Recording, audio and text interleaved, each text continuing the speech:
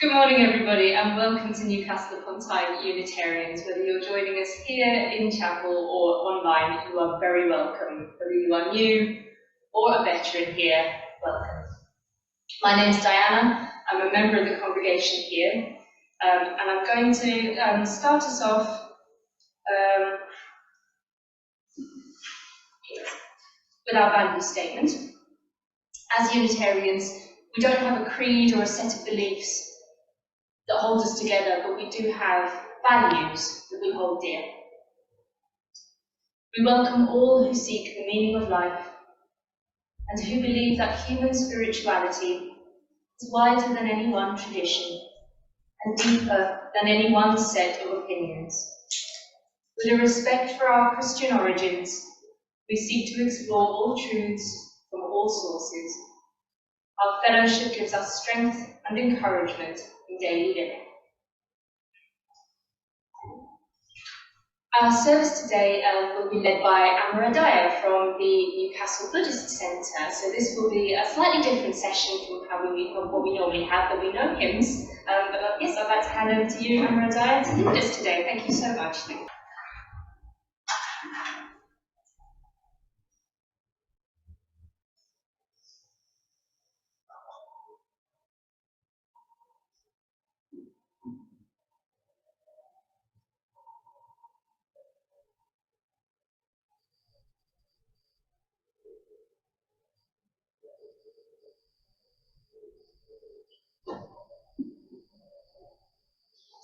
Hello. Good morning. Thanks for inviting me back. Very nice to be back and see you all. As I say, the positive counterpart to the precept on refraining from sexual misconduct is, I will practice simplicity, stillness, and contentment. It's not immediately apparent why that should be. It is possible that the only reason that sexual misconduct is mentioned at all is because it is an example of our most basic craving, our most basic drive. It is our most kind of crude, almost animalistic drive. And therefore, you could say that the third precept is, I will refrain from craving, and therefore, when it's put in the positive, I will practice simplicity and contentment and stillness. Anyway, that's all a little bit doctrinal and a bit boring, so I thought I would talk more about the actual experience of stillness and simplicity and contentment, rather than as a practice. So let's just kind of first contemplate that word, stillness. It's a very attractive word for most people, certainly for most Buddhists. You know, a mind that has come to a natural rest, equilibrium, that's also quite a nice associated word. And Buddhism teaches that there is an ever-present stillness, an all-pervading stillness at the very heart of existence that we can become aware of, or become aware that we are part of. That's probably a better way of putting it, and always have been. That I'm fairly sure about. I don't personally, I don't think I don't know what this stillness is at its depths. You know, I haven't plummeted its depths myself. Unstable sometimes. Buddhism also points out again and again, quite helpfully, all of the ways in which we add complexity to our experience and therefore miss this all-pervading, ever-present stillness. You know, we talk a lot, Buddhists talk a lot about the now, yeah, being in the present moment. It probably trips off our tongue, probably too readily, actually.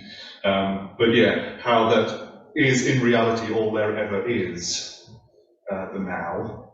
We sometimes say, the past is gone, the future is not yet, and even the present does not stay. So that, where does that leave us? That leaves us in this kind of, it is eternally now, if you kind of catch my drift. We also sometimes say everything is present equally. Yeah, everything is equally present. If there is only this present moment, well, how can that be complex? Everything is just being exactly what it is right now. Everything is equally present. But what tends to happen, according to Buddhism, is that we insist that there's something rather special about us.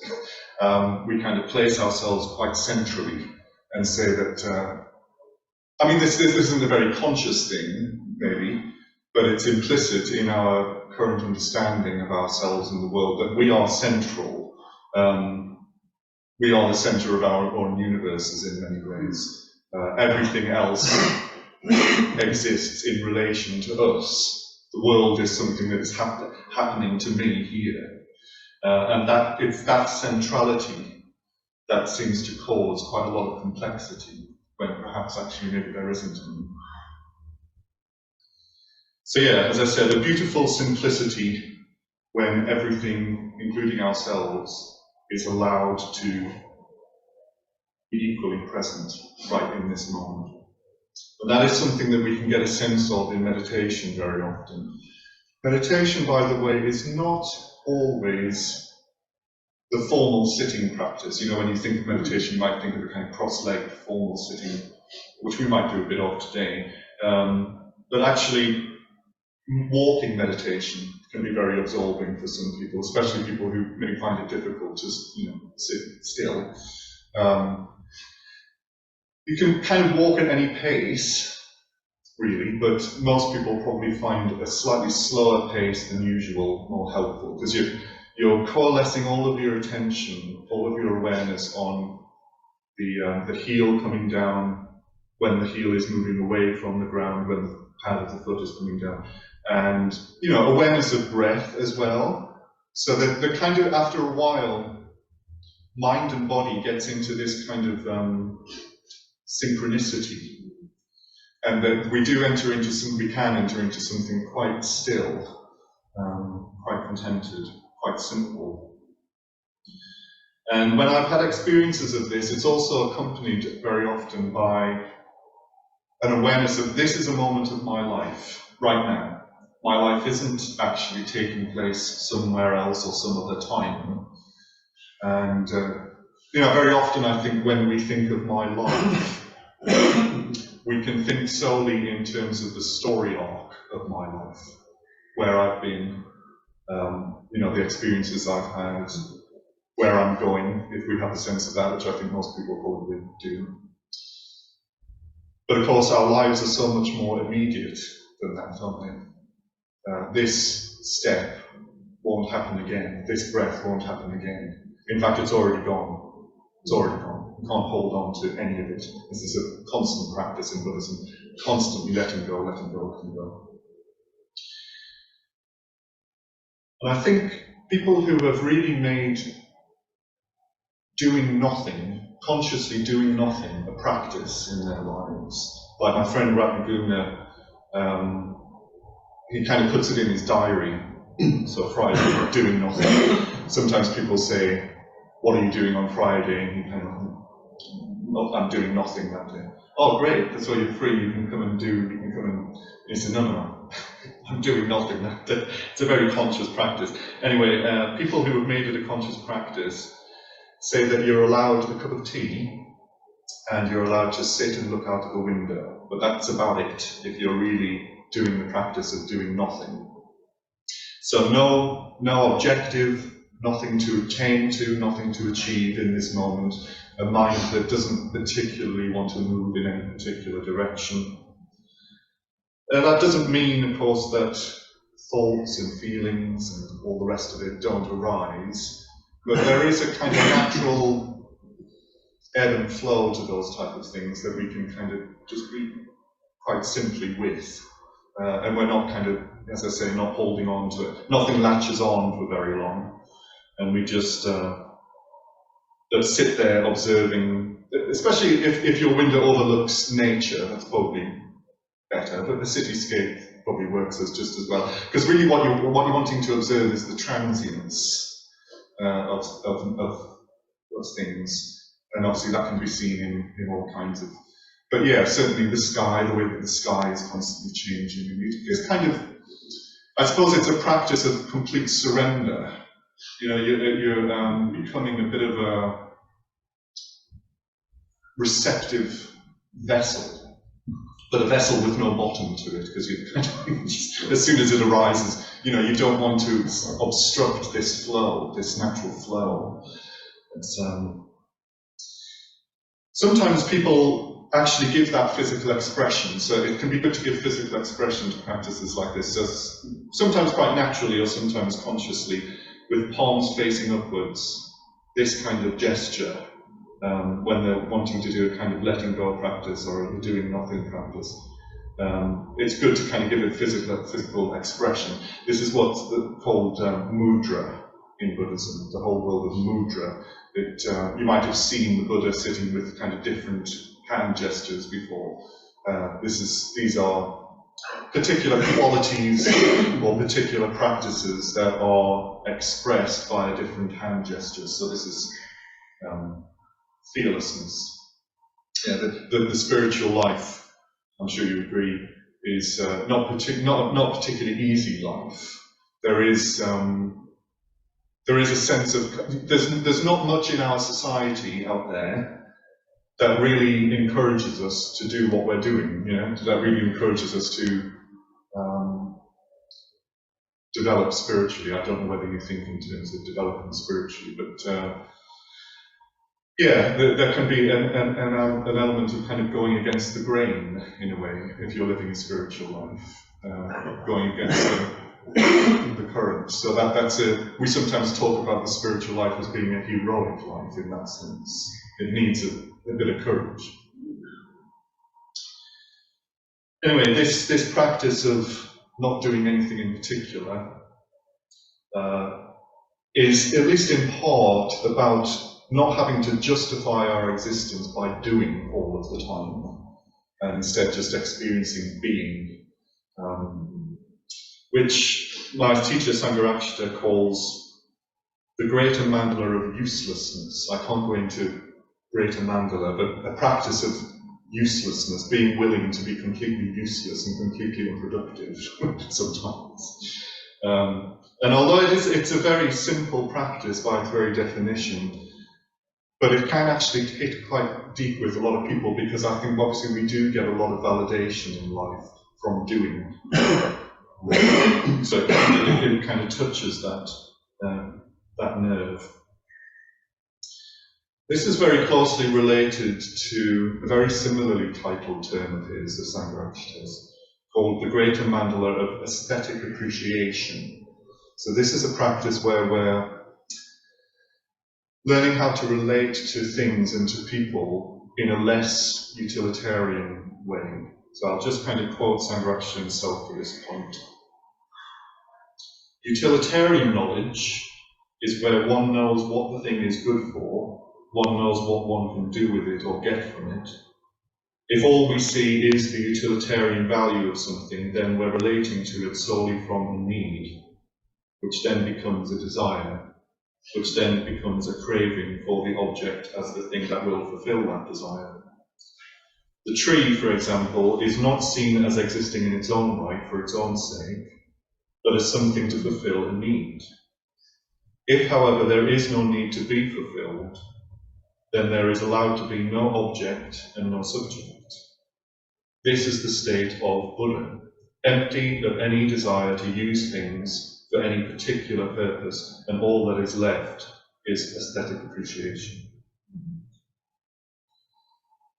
So that kind of highlights a little bit what I was talking about before, about how difficult or how complex or how simple things appear to be is primarily a case of perception. So that there could be simply the form of what we call tree, or there could be me in the tree, there could be me and my need in the tree, me, my need, my desire in the tree, me, my need, my desire, and my actual grasping. So grasping is the acting upon the craving. Or to put that maybe a bit better, a bit more simply, there could be just simply experience, or there could be me and the experience, but already there's two. We've already kind of entered into a dualistic, well, a very dualistic framework. So already there's a bit more complexity.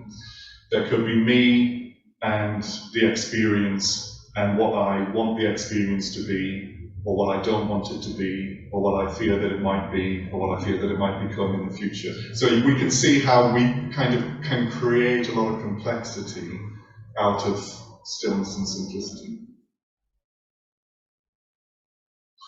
Of course, the main threat to deepening our awareness when we're sitting with a cup of tea doing nothing, or in meditation, or walking meditation, whatever, is the arising of boredom. So I just wanted to read a couple of paragraphs from Rigzen Shikpo. His book is called On Freeing the Heart. He says, it's important not to run away from feelings of boredom. If one could be aware at that moment of complete boredom, one might clearly see something of the nature of one's own mind. The ego attempts to remedy the boredom. It is a device to prevent boredom from ever happening, and so it constructs endless projects, occupations, and ambitions. In this way, it attempts to prevent true awareness from ever arising. It is as if it knows that if it ever stops doing these things, then the vague dawning of insight, which is boredom, will burst in and take over.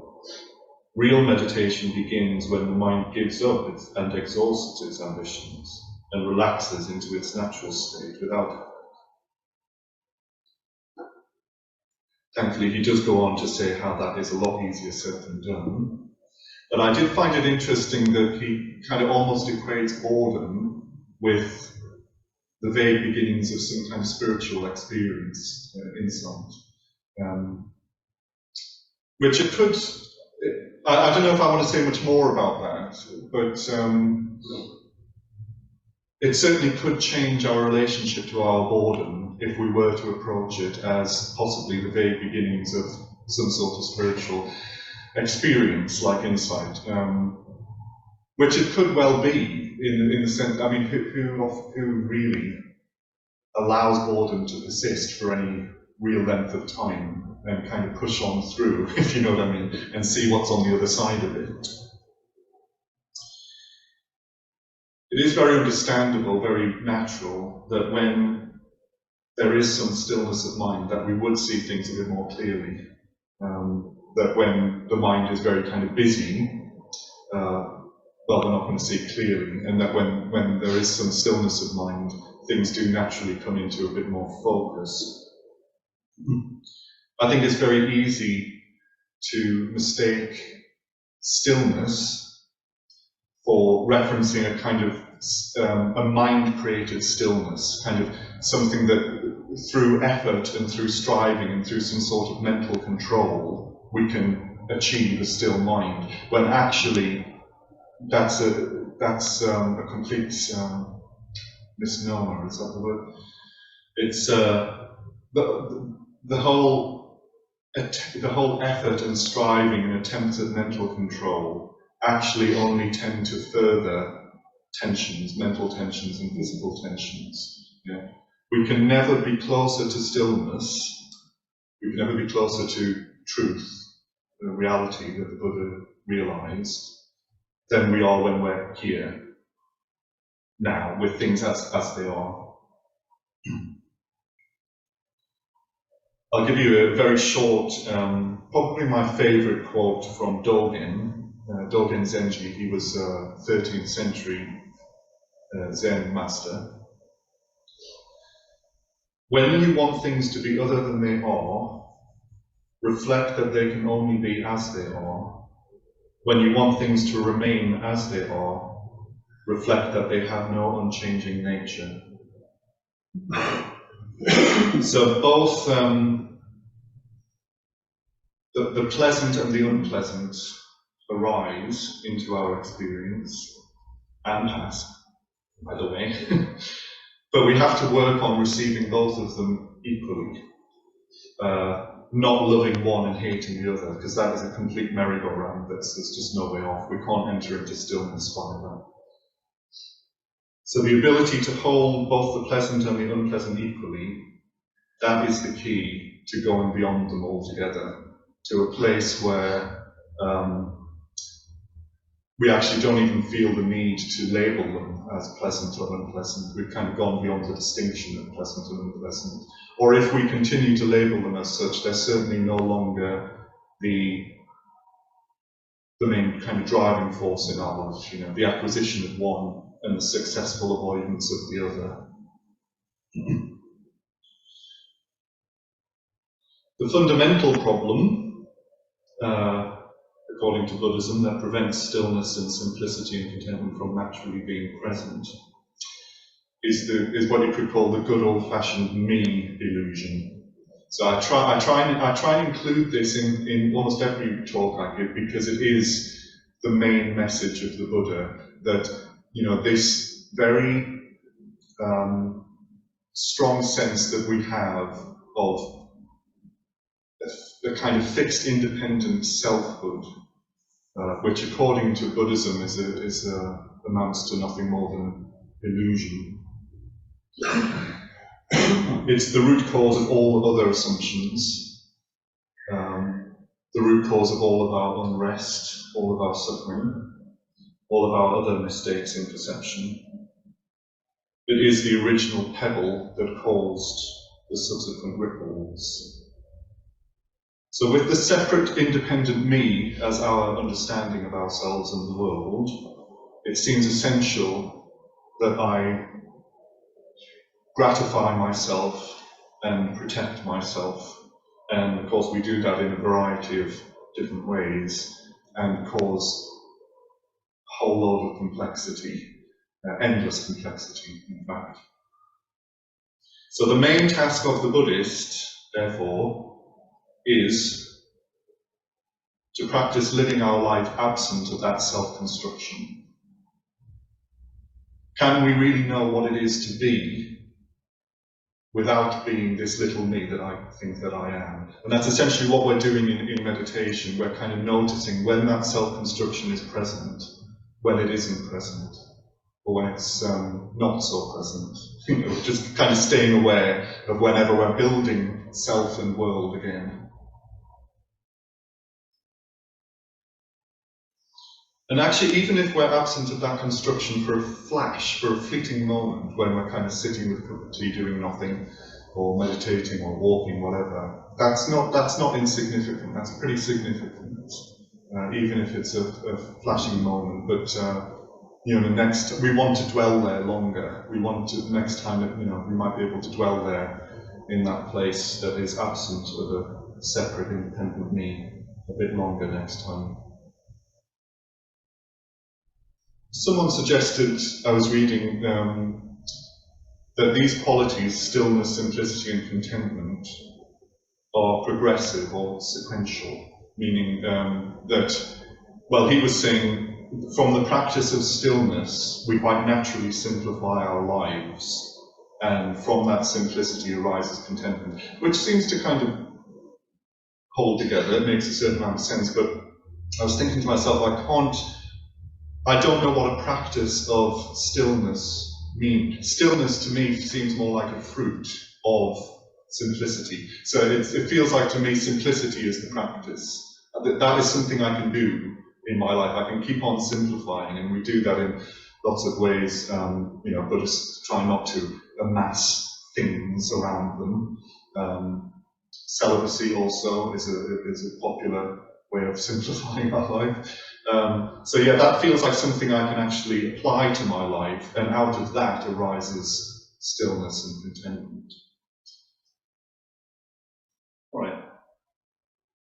So we could, I don't know whether to go straight into a meditation or whether to have a question and answers and then a meditation. Does anyone have a preference? Yeah, what about your preferences? Would people be happy to have a meditation now? Yes, I would be happy with that. Yeah, just Right, allow that'd that be kind of, lovely. you know, sink down a little bit.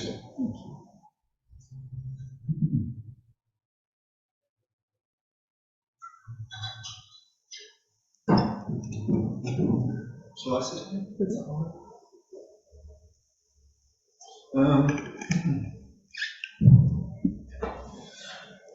Yes. So, shall I talk here? If you want to talk first, and then we'll stop you. Thank you.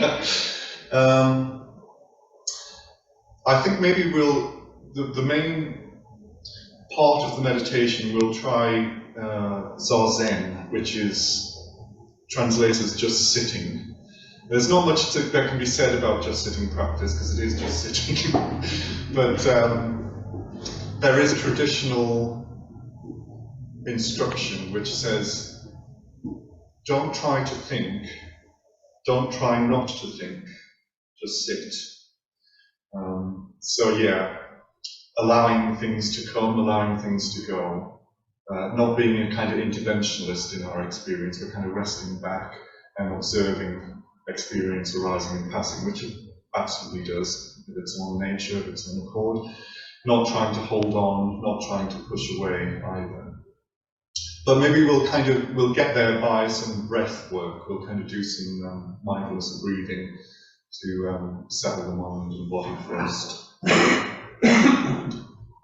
So if I give instruction, I'll give verbal instruction a little bit, but I'll also use the bell because,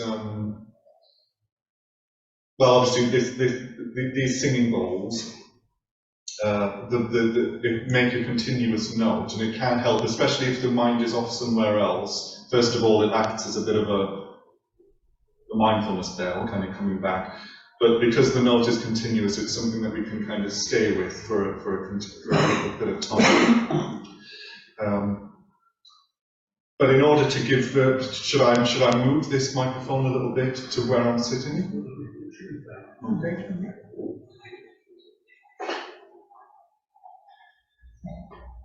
So something that's comfortable, but also something that kind of invites a bit of alertness as well. We don't want to be so comfortable that we're drifting a little bit. So comfort and alertness are the two words that we always kind of bring to mind.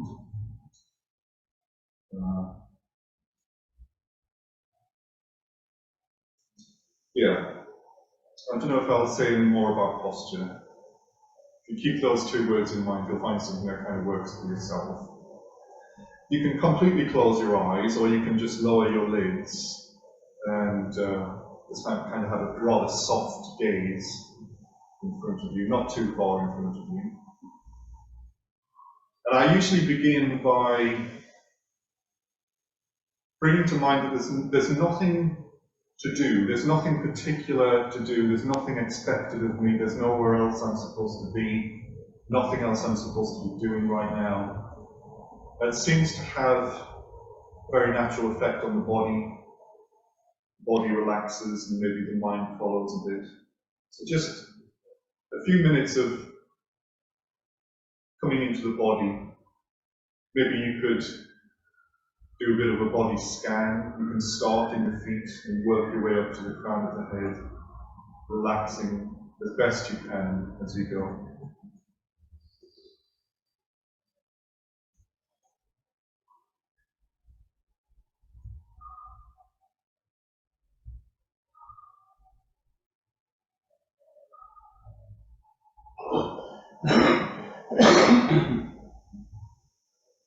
There's parts of the body that feel quite neutral. You can't quite get a sense of them. And then there's parts of the body that feel very definite. There's a very definite sensation in the stomach. Just make sure that that's relaxed and you're not holding on in the stomach. Shoulders as well, just dropping away from the ears. Don't forget those subtle muscles, so relax your throat muscles and around the eyes and the jaw. Take some awareness to the sensation that's present in the sitting bones, where you're making contact with the chair.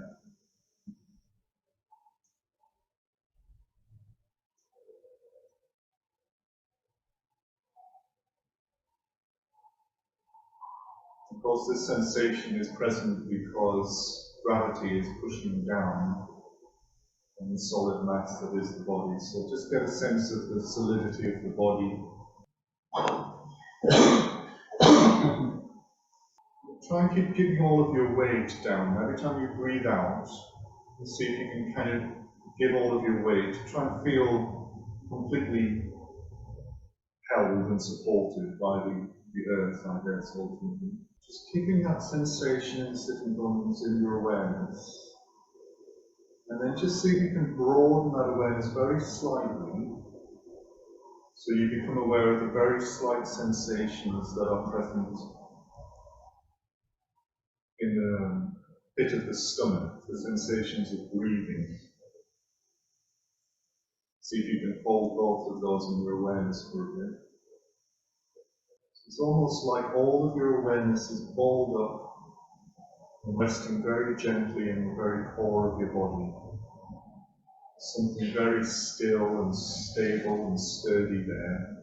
You keep on coming back to that place every time you feel distracted over the next 20 minutes or so.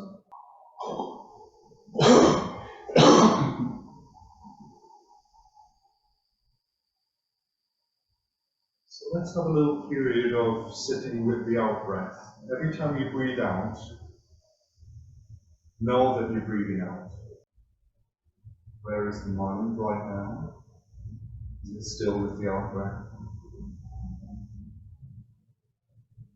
If not, that's just the nature of mind. Noticing that you've drifted and gently coming back to the out-breath again and again, however many times you need to do that, that's the practice. And if it helps you stay, you can place a count right at the end of the out-breath, just as it's leaving your body. You count 1. It's usually a short gap. The in-breath begins, turns into the out-breath, count 2. You go all the way to 10 and start again at 1. And then just shift your awareness very slightly to the in-breath.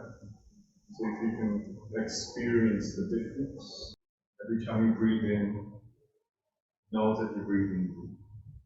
If you find counting helpful, then you can place a counter just as the in-breath is beginning. Then just drop any counting that you might be doing. And see if you can stay with the entirety of the breath from its beginning to its end, relaxing on the out-breath, rejuvenating on the in-breath. See if you can get absorbed a little bit in that natural cycle. Breathing. This breath won't happen again, and it's already gone. Just see if you can be present with this breath. Now this one. We can refine our awareness even more by honing in on very subtle sensations of breathing. So look around the tip of the nose, a very slight narrowing that you can stay with, or a coolness at the back of the throat. Now we'll enter a short period of zazen, just sitting.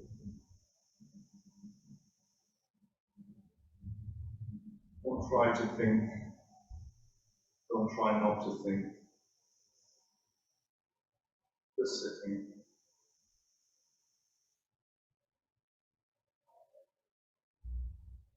Allowing things to come, allowing them to go. Not pushing or pulling against experience.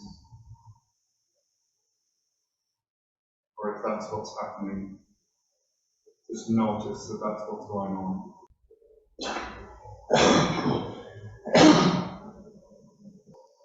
Just come back to the body, become aware of its solidity, aware of the shape of the body, the space that it's taking up in the room.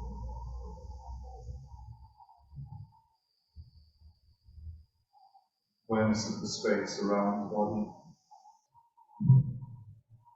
The only thing that I usually like to say about the end of the meditation is, especially if you are a morning sitter, if someone is a morning meditation person, it can be very tempting to, as soon as the meditation is over, you kind of right, you're cracking on with your day, you've all got lots to do, but you do have to pay attention to that period, that transitional period between sitting and not sitting, and resist the temptation to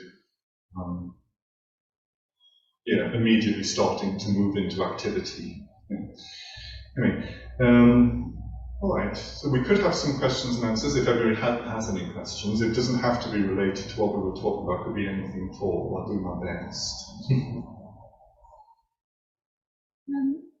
Would you be happy to talk a bit about your own experience of boredom? Boredom. You talked about pushing through and what it's like on the other side. Have you got any experience of that?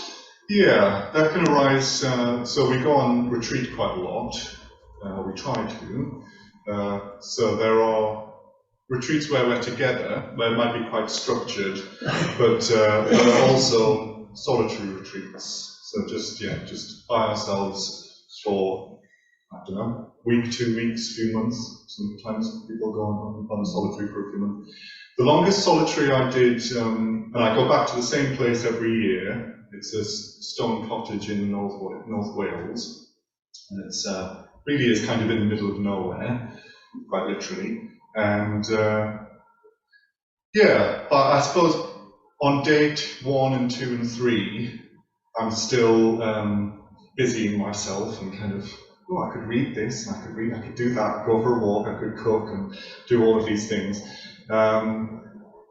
By day 3, 4, I'm starting to slow down, and usually towards the end of when the solitary is coming to its end, I'm starting to get into something quite still and simple.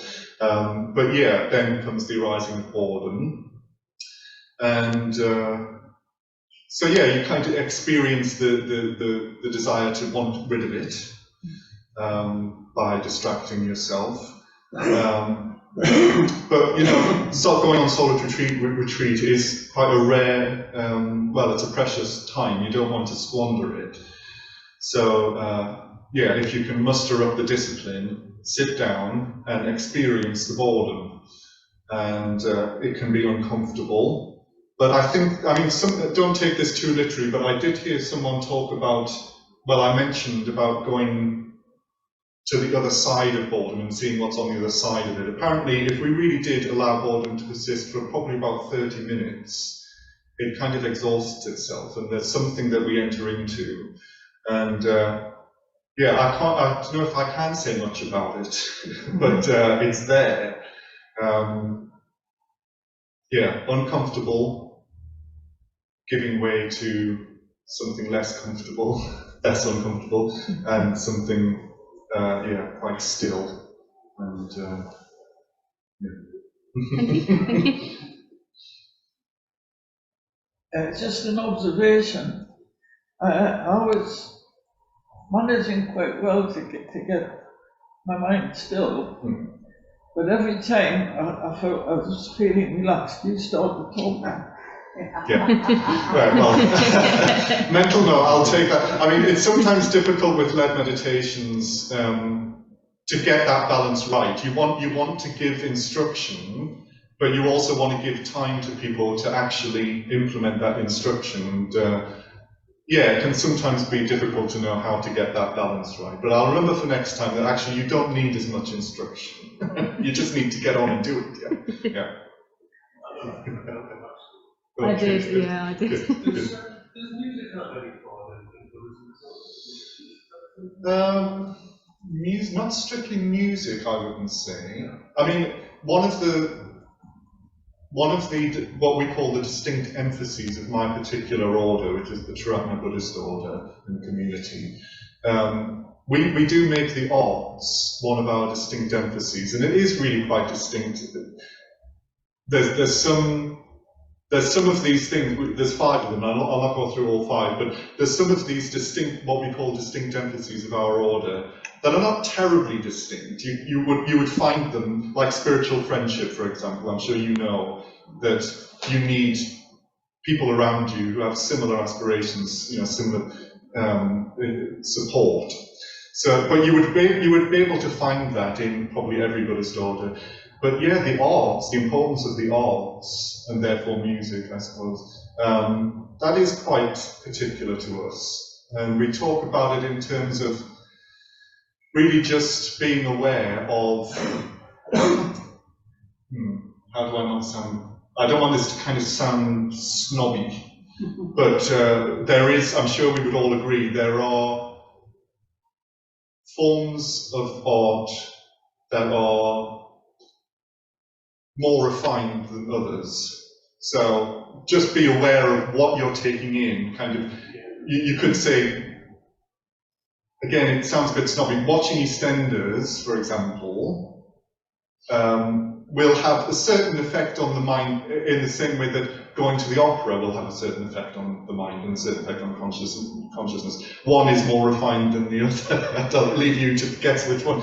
But and similar with music. So really, we just if music is mentioned at all, it's about be aware of third-rate entertainment. It probably is better to put on some Bach than to put on some. It kind of refines consciousness a bit more. Yeah. Yeah. The other thing about art is, I mean, so we did double the door, very meditative. You lose an hour. Yeah. But it comes with this sort of. Yeah, certainly. Yeah, I probably agree with that.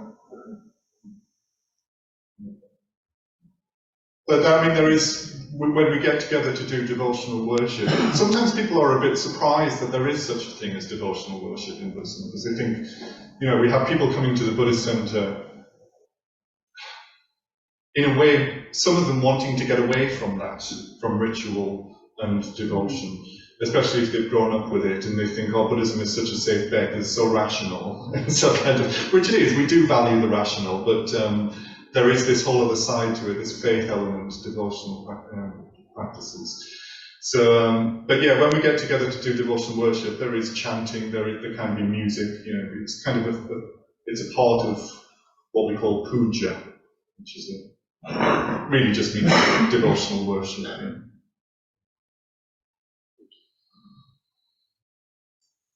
Any other questions?